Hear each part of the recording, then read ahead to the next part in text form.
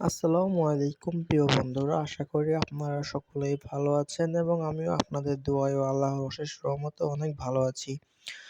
উপরে টাইটেল দেখেই বুঝতে পেরে গেছেন, স্বরবর্ণ লেখার প্র্যাকটিস যেভাবে করবেন প্রতিনিয়ত করবেন। আমি এভাবে করছি শুধুমাত্র যারা ছোট বাবু আছে ওদের জন্য। সো বাবুর মারা যারা আছেন, বাবুর বাবারা যারা আছেন তারা ভিডিওটি মনোযোগ সহকারে দেখতে পারেন এবং ওদেরকে এভাবে প্র্যাকটিস করাতে পারেন, হ্যাঁ?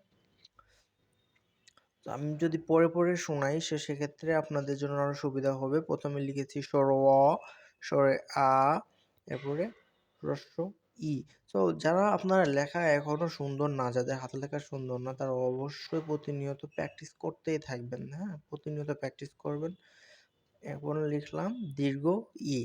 সো আমি লেখার পাশাপাশি আপনাদের কিছু কথা বলে দিই, যার কারণে আপনাদের লিখতে অনেক সুবিধা হবে এবং বুঝতে সুবিধা হবে, লেখা সুন্দর করতে। আ তাহলে খুব দ্রুত লেখা সুন্দর করতে পারবেন। হ্রস্ব উ। তো যারা হচ্ছে আপনার লেখা সুন্দর করতে চান কিন্তু মনে করেন যে না, হয় না, আমার দ্বারা সম্ভব না।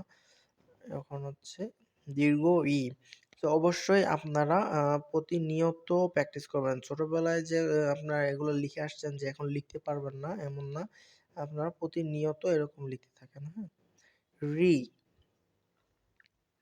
আ সর স স স্বরবর্ণ ছোটবেলায় লিখছেন যে এখন লেখা যাবে না, তা না। প্রতিনিয়ত প্রতিদিন দরকার। লিখতে তো বেশি সময় লাগে না। এ, এরপরে ওই,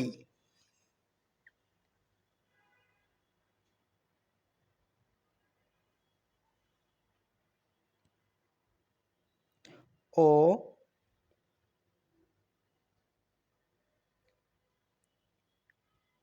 ঔ। সো এভাবে প্রতিনিয়ত আপনারা প্র্যাকটিস করবেন। প্রত্যেকদিন কমপক্ষে একবার করে। লিখতে তো ২ মিনিটও লাগে না। তাহলে আপনার লেখা খুব দ্রুত সুন্দর হয়ে যাবে। সো আজ এ পর্যন্তই। সবাই ভালো থাকবেন। দোয়া করি আপনাদের জন্য। আপনারা আমার জন্য দোয়া করেন। আসসালামু আলাইকুম ওয়া রাহমাতুল্লাহ।